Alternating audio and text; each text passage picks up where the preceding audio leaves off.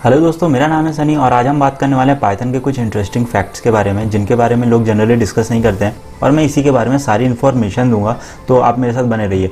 अब जैसा कि आपको पता है कि पाइथन के जो क्रिएटर हैं ग्यूडो वॉन रसम जी, उन्होंने इसका जो फर्स्ट प्रोटोटाइप जो है वो 1990 में लॉन्च किया था एंड वो एक हॉबी बेस्ड प्रोजेक्ट था और हम लोग पिछले 4 महीने से बंद है और अभी तक एक डालगोना कॉफ़ी तक मेरे को नहीं बनाते बनी। बट उनका ये एक मोटो था कि उनकी जो क्रिसमस की छुट्टियां थी उनको वो इस तरीके से यूटिलाइज़ करें कि एक ABC स्क्रिप्टिंग लैंग्वेज थी उसका एक सक्सेसर लैंग्वेज आए जो कि बहुत ज़्यादा ईजी हो समझने में, और इसी वजह से जो पाइथन लैंग्वेज है वो सीखने और समझने में बहुत ज़्यादा इंग्लिश के जैसा है। अब इसका ही इतना ही नहीं, और उस समय पे इंटरनेट कनेक्टिविटी नहीं होती थी तो उसके बावजूद भी इसको पॉपुलैरिटी मिली। इसका एक बहुत बड़ा रीज़न ये था कि 1994 में एक वर्कशॉप हुआ था और उस वर्कशॉप में सारे क्रिएटर्स आते थे और अपने अपने आइडिया और जो सीक्रेट वेपन्स थे वो डिस्कस करते थे। अब उस समय पे जो पाइथन है वो भी प्रपोज हुआ था और बाकी क्रिएटर्स ने इसको बहुत ज़्यादा अटेंशन दिया था जस्ट बिकॉज ऑफ कि इसके ईजीनेस की वजह से, जबकि उस समय पे ये इतना स्टेबल भी नहीं था। हाँ, बात अलग है, उसके बाद ही जस्ट इसका जो स्टेबल वर्जन था वो आ गया था। अब मैं जिन लोगों को नहीं पता उनको बता देता हूँ, पाइथन का जो नाम है वो किसी सांप के ऊपर पे बेस नहीं है, बल्कि 1970s में एक BBC का शो आता था मॉन्टी पाइथन फ्लाइंग सर्कस करके, और उसी के ऊपर ये बेस था जिसकी वजह से इसे बहुत ज़्यादा अटेंशन मिली क्योंकि इसके यूनिक नाम होने की वजह से। अब बात यहाँ पे यह आती है कि ये कुछ ज़्यादा डिफरेंट नहीं है सांप से, क्योंकि ये भी बहुत ज़्यादा लचीला है, मतलब फ्लैक्सीबल है। अब ये मैं इसको बताना चाहता हूँ आपको कि इसके आप इजीनेस की बात इसी चीज़ से समझ सकते हैं कि 2015 में इसका एक सर्वे लिया गया था। इसका एक सर्वे हुआ था 2015 में जिसमें प्राइमरी स्कूल्स में फ्रेंच से ज़्यादा पाइथन लैंग्वेज को इंपॉर्टेंस दी जा रही थी, और जो उनके पेरेंट्स थे वो भी चाहते थे कि बच्चे जो हैं वो पाइथन लैंग्वेज सीखें और उसके इंपॉर्टेंस को समझें।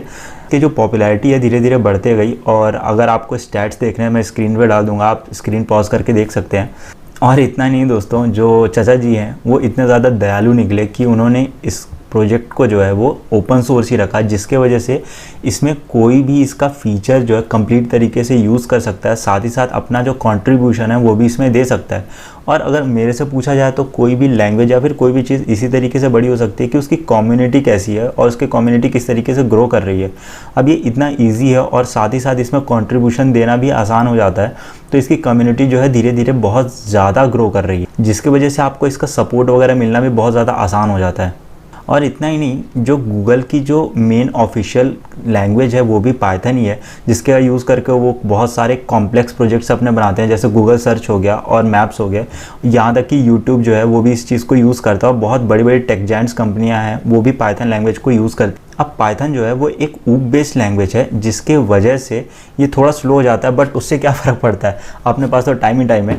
तो दोस्तों, हंसी मजाक और प्यार मोहब्बत से तो दुनिया वैसे भी खूबसूरत हो जाती है और इसमें भरपूर ध्यान रखा गया है। मैं आपको कुछ कुछ चीज़ें बताता हूँ, जैसे कि एक पोएम है जो टिम पीटर्स ने लिखी थी, द जेन ऑफ पाइथन करके, उसको आप सिर्फ और सिर्फ इम्पोर्ट दिस करके देख सकते हैं। मैं आपको दिखाता हूँ। जैसा कि आप देख पा रहे हैं दोस्तों, इसमें सिर्फ और सिर्फ इम्पोर्ट दिस लिखने से पूरी की पूरी पोएम को पढ़ी जा सकती है, जिसमें भरपूर मात्रा में प्यार मोहब्बत की बातें लिखी हुई है। अब प्यार को समझना इतना आसान तो है नहीं, तो इसी वजह से हम इसका परीक्षा लेते हैं कि ये कितना खरा उतरता है इस प्यार मोहब्बत की बातों को लेके। और आप जैसा कि देख पा रहे होंगे स्क्रीन पे, हम कुछ कुछ चीज़ें ट्राई करके देखते हैं जिससे ये पता चल पाए कि ये कितना ज़्यादा प्यार को समझ पाता है।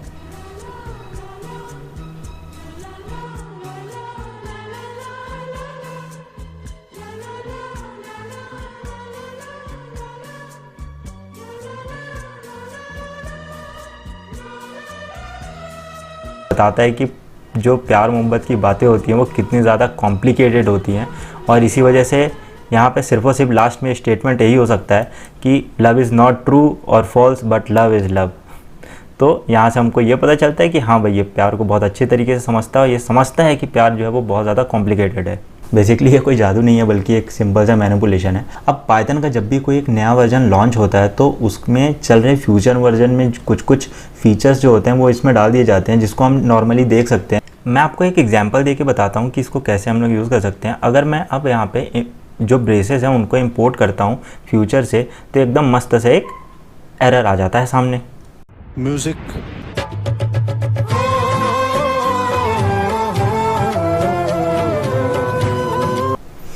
पाइथन में इन्फिनिटी को भी स्टोर करने का एक तरीका निकाल लिया गया है। बेसिकली इन्फिनिटी को हम लोग एज ए इंटीजर रिप्रेजेंट नहीं कर सकते, मगर पाइथन जो है वो एक डायनामिक लैंग्वेज है, जिसके वजह से सबसे ईजीएस्ट वे हो जाता है इसका स्टोर करने के लिए कि हम लोग फ्लोट यूज़ करें किसी भी इनफाइनाइट इंटीजर को यूज़ करने के लिए। अब इसका मैं आपको एक दो एग्जाम्पल्स दिखा देता हूँ। अब यहाँ पे दो तरीक़ों से हम लोग इन्फिनिटी को जो है वो स्टोर कर सकते हैं, एक पॉजिटिव और एक नेगेटिव, और हमको इसके साथ साथ चेक भी कर सकते हैं। अगर मैं कोई एक वेरिएबल लेता हूँ और इसमें बहुत बड़ी नंबर को जो स्टोर करवा देता हूँ और देन चेक करवाता हूँ कि अगर ये इससे बड़ा है या फिर छोटा है, तो यहाँ पे हमको आंसर मिल जाएगा, जिससे पता चलता है कि हाँ ये एक्चुअली में इन्फिनिटी को सपोर्ट करता है। और इसी तरीके से आप जो है इसका जो नेगेटिव पार्ट है उसको भी चेक कर सकते हैं। और इतना ही नहीं दोस्तों, पाइथन का इस्तेमाल करके आप उड़ाने भी भर सकते हैं और कहीं पे भी जा सकते हैं। अरे बेसिकली यहाँ पे होता क्या है कि अगर आप इंपोर्ट एंटी ग्रेविटी लिखते हैं तो यहाँ पे एक कॉमिक पेज खुल जाता है XKCD का, जिसमें पाइथन को जो है वो फीचर किया गया है, और जैसा कि आप देख पा रहे हैं स्क्रीन पे। इसके और भी तरीके हैं और आप उसको मेरे इंस्टाग्राम पेज पे जाके चेक कर सकते हैं, मैं डिस्क्रिप्शन में लिंक दे दूंगा। अब मैं आपको ये बता देना चाहता हूँ कि पाइथन की जो पॉपुलैरिटी का रीज़न है वो इतना ही नहीं है, बल्कि एक बहुत बड़ा रीज़न है कि किसी भी चीज़ को इस्तेमाल करने के लिए आपके पास पहले से ही लाइब्रेरीज़ और फ्रेमवर्क्स दिए हुए हैं जो सारे रिक्वायरमेंट्स को कंप्लीट कर देते हैं, और इस तरीके से बहुत ज़्यादा काम करना आसान हो जाता है। मैं कुछ लाइब्रेरीज़ को जो है वो स्क्रीन पे दिखा दूंगा, जैसे डेटा मैनिपुलेशन हो गया, डेटा कलेक्शन हो गया, आपका image processing, audio processing, deployment, और ये सारी चीज़ों के लिए बहुत ईजीएस्ट हो जाता है कि आपको डायरेक्ट इंपोर्ट करेंगे और उसको यूज़ कर सकते हैं, चाहे फ्रेमवर्क को भी आप डायरेक्टली एक्सेस करके यूज़ कर सकते हैं। और इस वीडियो के लिए सिर्फ इतना ही। अगर आपको ये वीडियो अच्छी लगी हो तो आप इसको शेयर कीजिएगा, इस चैनल को सब्सक्राइब कर लीजिए, और अगर आपका कोई डाउट हो या फिर कोई सुझाव हो तो आप कमेंट में मुझे बता सकते हैं। और मिलते हैं इसी तरीके की किसी इंटरेस्टिंग वीडियो में। Bye bye.